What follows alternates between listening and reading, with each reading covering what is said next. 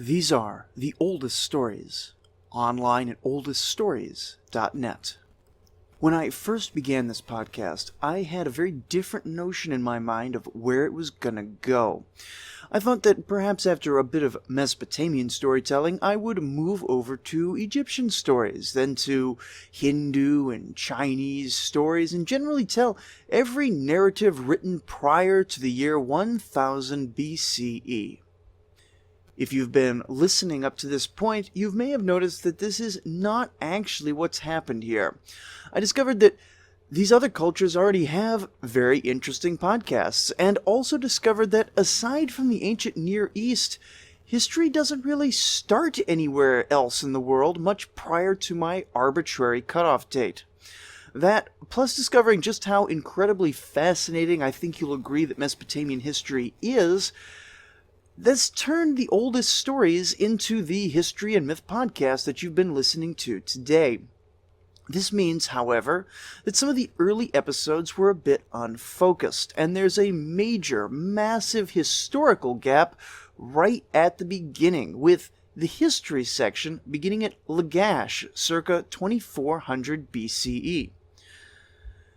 Because of all this, I'm going back and re-recording the first two episodes, and next week, instead of a regular episode, I'll be adding a new episode 3, an overview of Mesopotamian history up to 2400 BCE.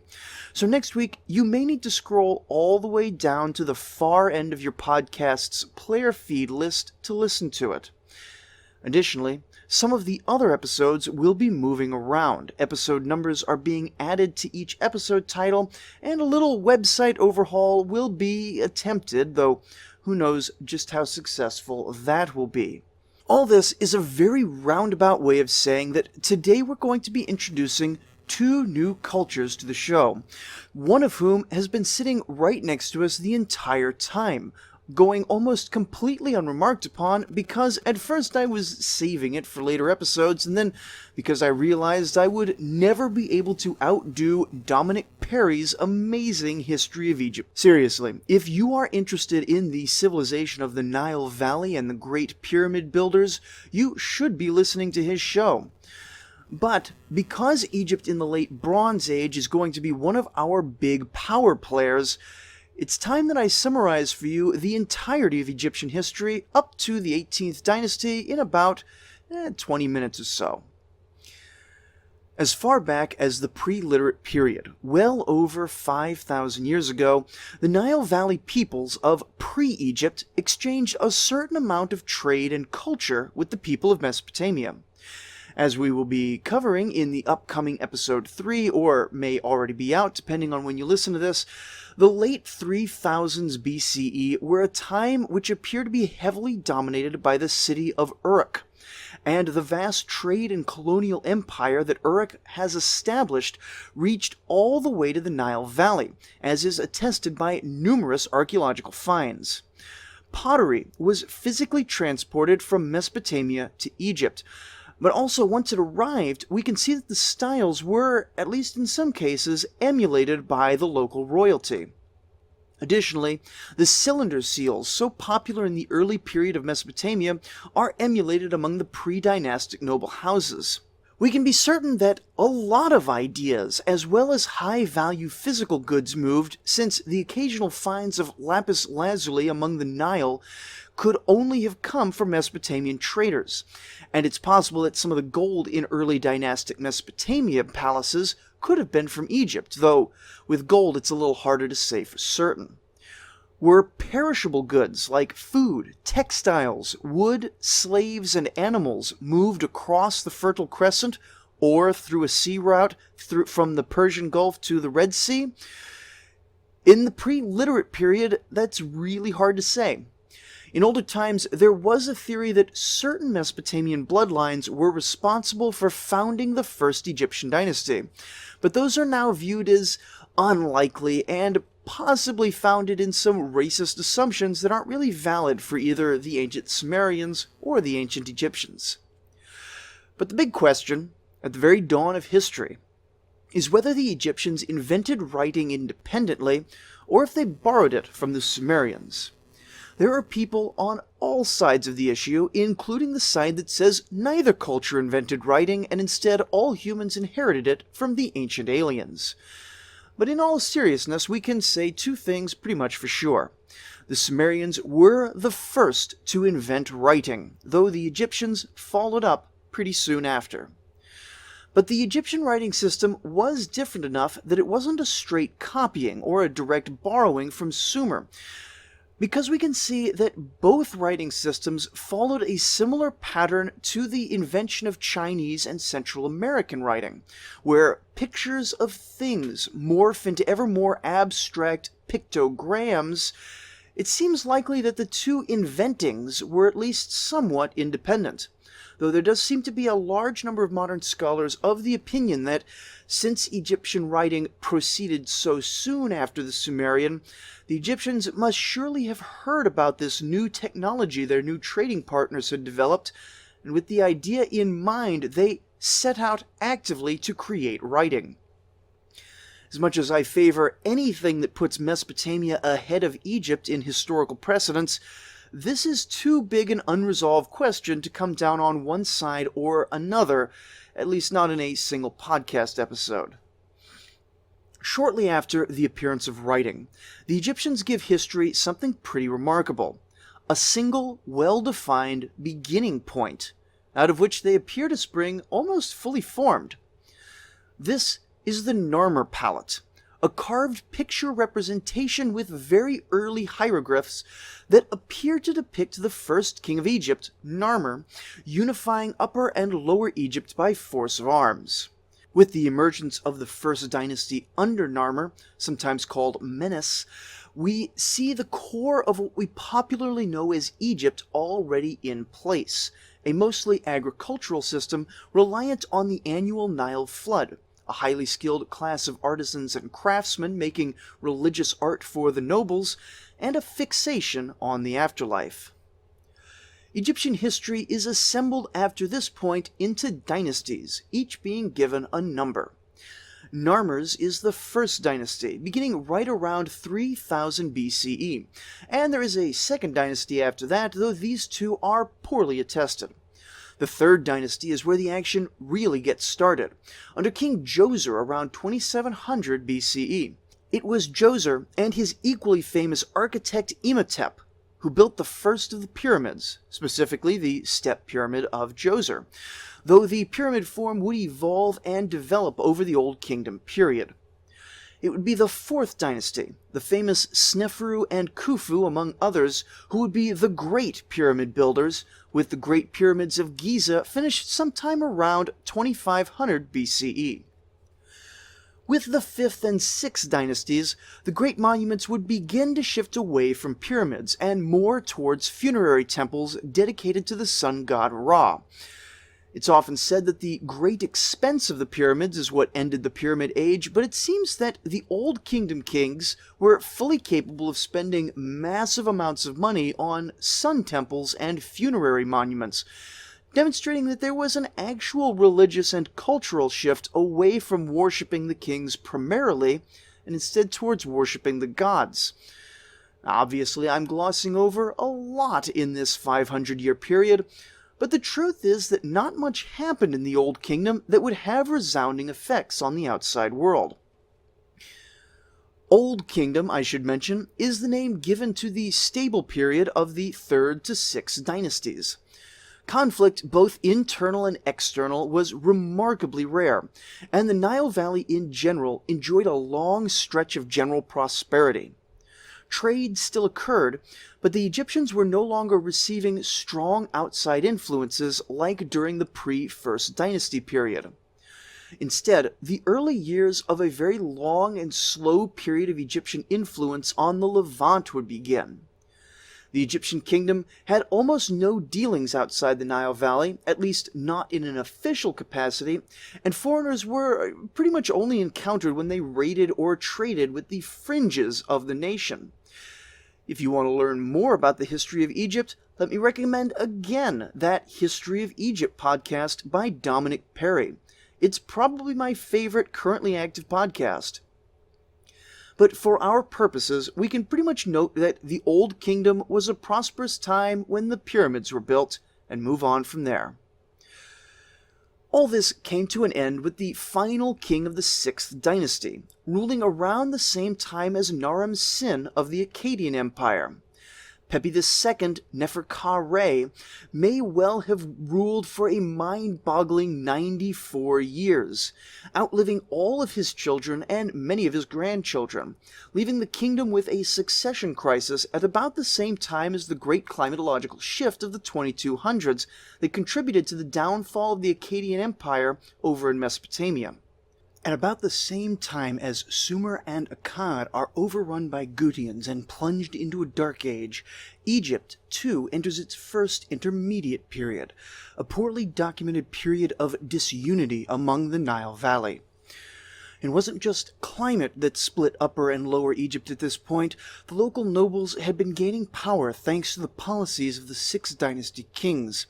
But the coincidence of two neighboring civilizations suffering downswings at about the same time is hard for some scholars to ignore.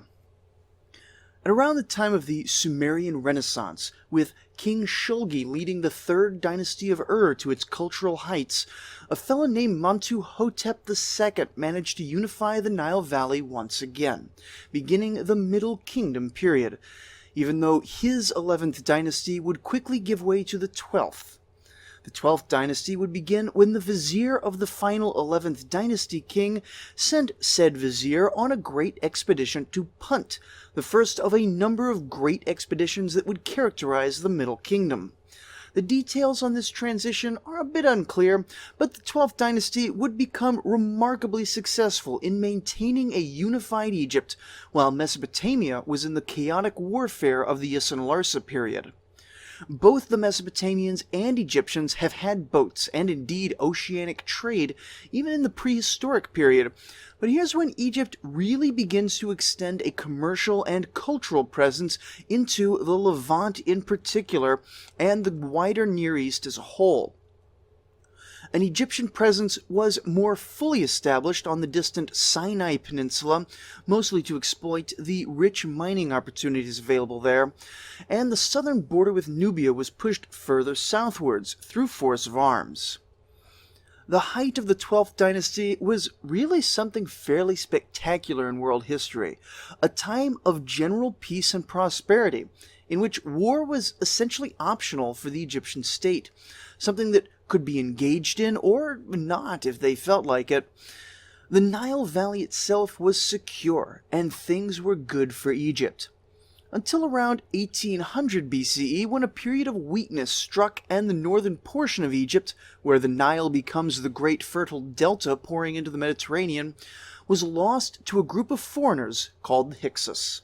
The 12th dynasty would fall and be replaced by the 13th dynasty, the first dynasty who would be sharing the Nile Valley with non-Egyptian states. Who were these Hyksos, and where did they come from? The modern consensus gets us no farther than to say that they were some sort of Western Semitic people from the Levantine coast, possibly southern cousins of the same Amorites that had been reshaping Mesopotamia for the preceding 2 centuries. They did not arrive in a single great invasion, but instead slowly moved in, sometimes fighting, sometimes just traveling in semi-nomadic fashion, and sometimes integrating into the Nile Delta fully peacefully. It's speculated by some that many foreigners may have been able to use the weakness of the declining 12th and weak 13th dynasties to secure powerful government posts for themselves, and then bring in tribes of relatives to serve as power blocks.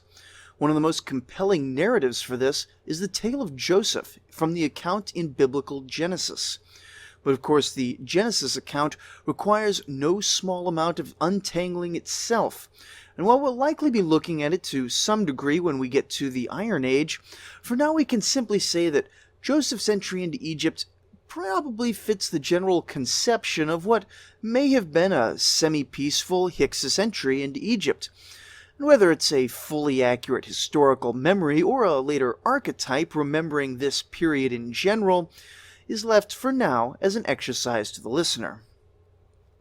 That isn't to say the Hyksos was a fully peaceful transition of power either.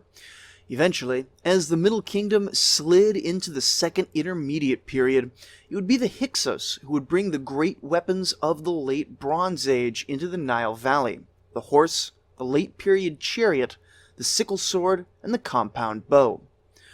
Indeed, foreign rule would eventually extend over nearly all of Egypt until the final kings of the 17th Dynasty.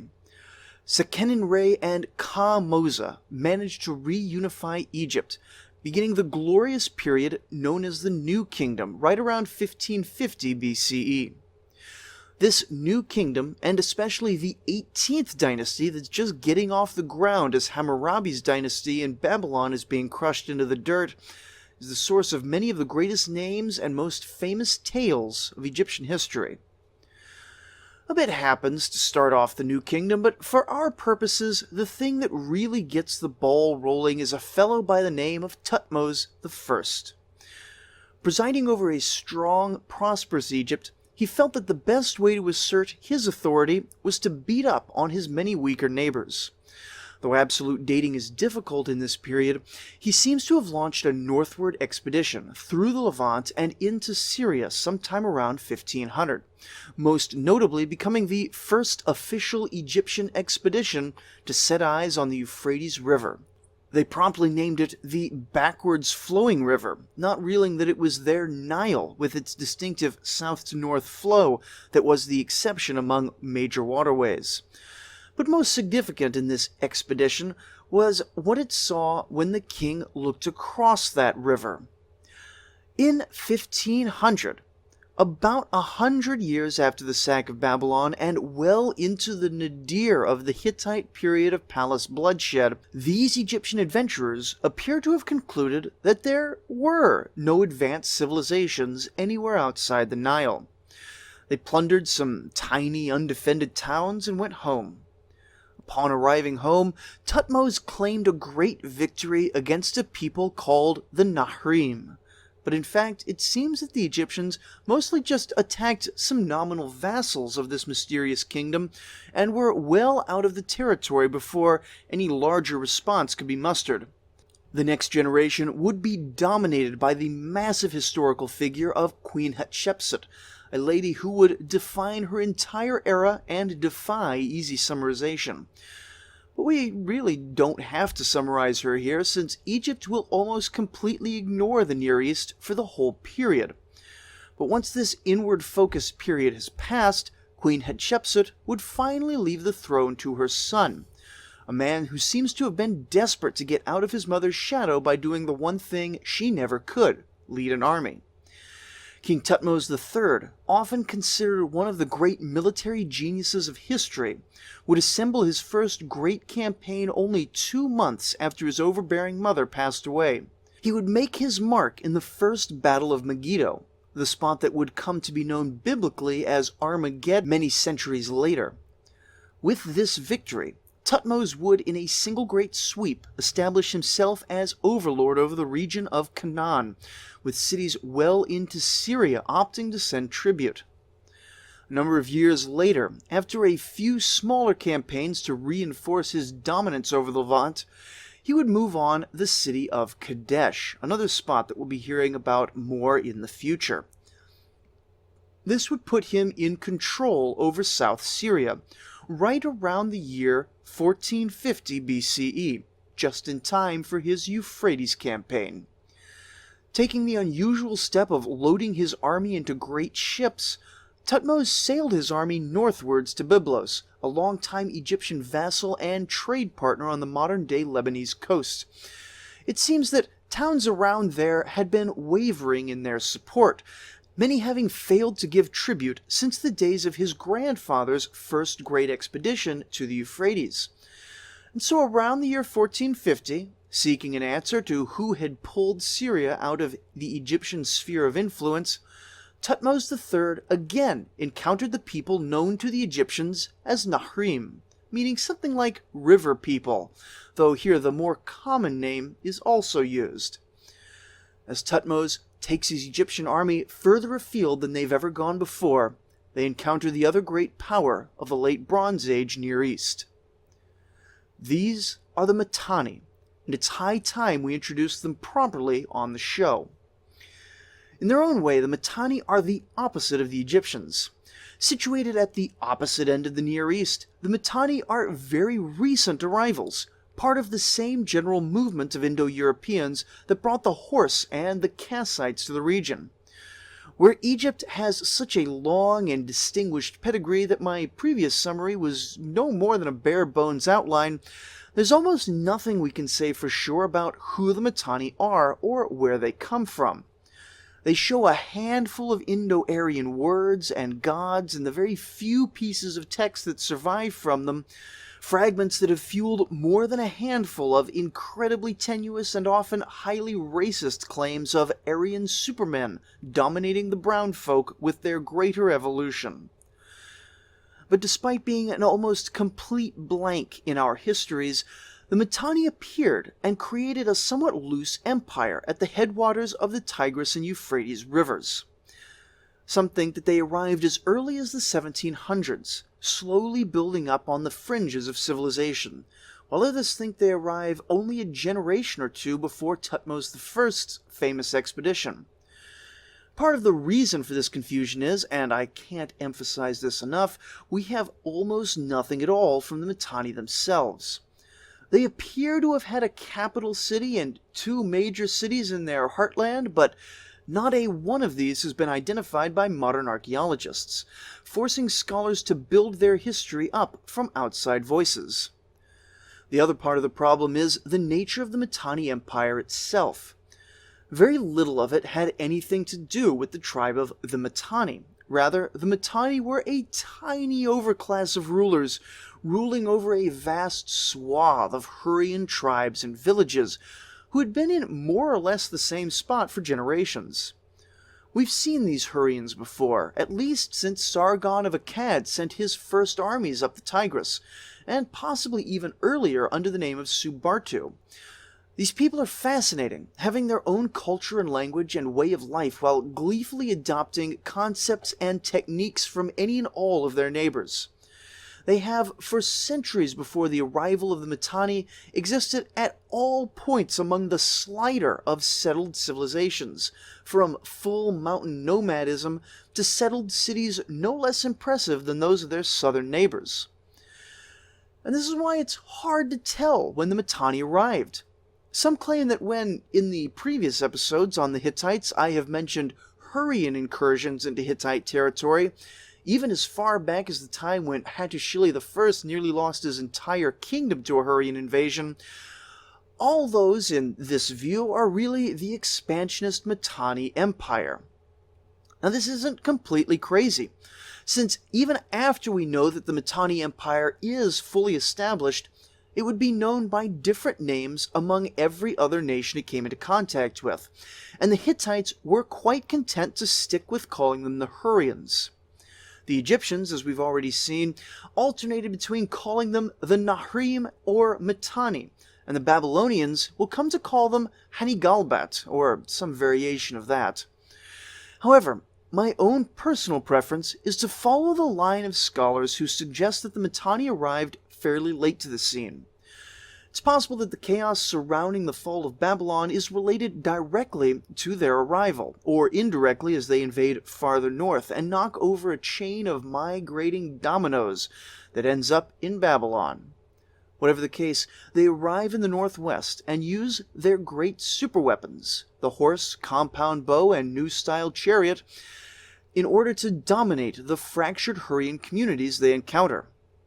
Maybe, had the Hurrians been unified, they could have stood up to them, but divided they were easy pickings for the warrior elite of the Mitanni tribe.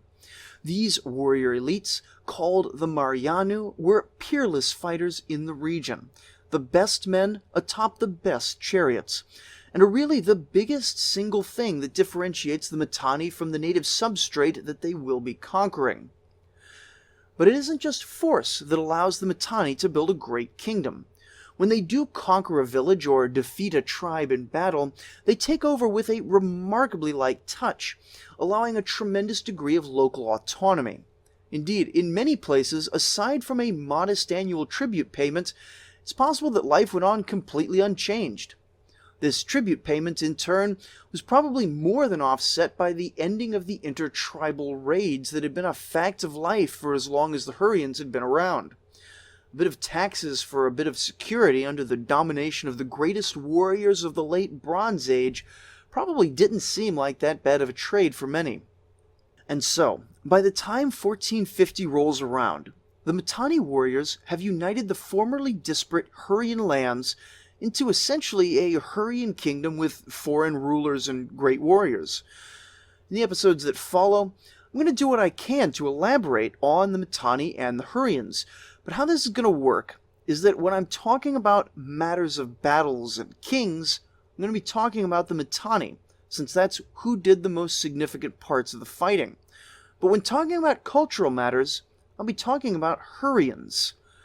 It can be said more or less that by the time we get any solid records at all of the Matani, they seem to have no distinctive culture, aside from a few scattered words and vestigial gods. They speak Hurrian, and have been fully incorporated into the great syncretizing machine that is the Hurrian culture. And so, in future episodes, I'm going to talk at length about Mitanni chariots, and on the other hand, telling the stories of the Hurrian gods.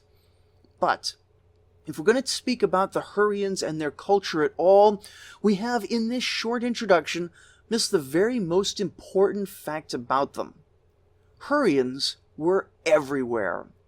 From modern-day Syria to modern-day Iran, running perhaps as far north as the Black and Caspian Seas, they were there before the Mitanni, they would stick around after the Mitanni, and they would, throughout this period, live within the Mitanni Empire, within their own independent tribes and villages, and within every neighboring community as far south of the Nile Valley.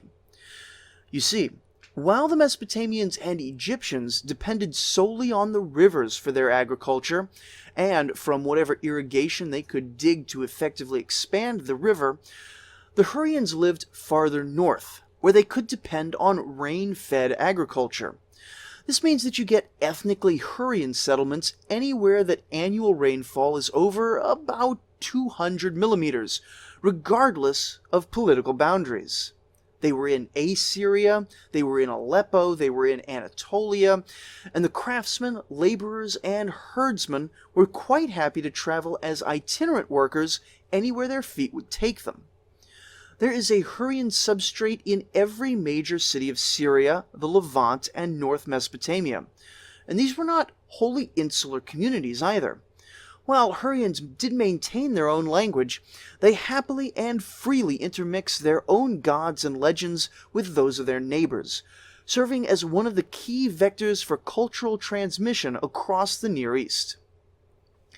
This actually ends up affecting not the Mitanni kingdom, but the kingdom of the Hittites, as the expansion of the Mitanni political power sees more and more of these culture-transmitting Hurrians entering into Anatolia, usually peacefully.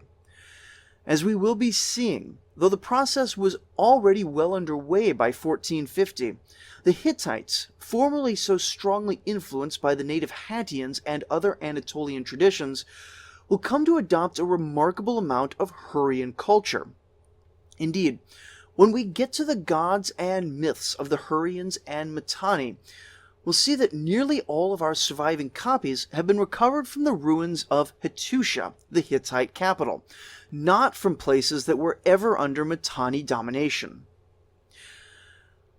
Now, I think this has been a good little contrast here, the straightforward narrative and pedigree of Egypt against the absolutely confusing mess that is the Mitanni. But by now, you should have enough of a sense of both of these powers that we can move on and look at their first clash near the Euphrates River, as the military genius Tutmos III takes on a Mitanni king whose name we don't even know for sure. As we look at this particular campaign, it will also be time to take a look at the military revolution that is underpinning these striking geopolitical changes going on at the same time. And so, in a future episode, look forward to hearing all about late Bronze Age chariotry and how it dominated the ancient battlefield. Next week, however, as mentioned at the start of the show, there will be no standard episode. Instead, I'm re-recording the first 2 episodes as part of a celebration of the show's 50,000th download. That's right, Oldest Stories has now been listened to over 50,000 times, which absolutely blows me away and is vastly more than I had ever expected when I started this. And I know that it's all thanks to you, my dedicated listeners, who have helped share my show mostly through word of mouth, but also through leaving reviews on your podcast apps and telling people about it on Facebook and other social media. This is honestly a labor of love for me, and I'd probably still be doing it even if it was only my father listening. But seeing how many people have enjoyed the journey of learning about Mesopotamia along with me, it's really a great feeling. And so, like I said, I'm re-recording the first 2 episodes to hopefully not scare quite so many people off by the questionable early quality. Also, over the next few weeks, I'm going to overhaul the website and make some technical improvements that you may or may not notice. But if you've already listened to the first 2 episodes, telling the story of Kings Enmerkar and Lugalbanda, there's not really that much reason to listen again. They're not going to change that much. Rather, I would direct your attention to a brand new episode that will hopefully slot in next Wednesday right between Lugalbanda and the beginning of the Gilgamesh epic. This new episode will fill in a number of gaps that I sort of skipped over at the start because this show was a disorganized mess. And so, join us next week to hear how it all got started, as a collection of people gradually decided to settle down and give this whole Mesopotamian civilization thing a try. Thank you for listening.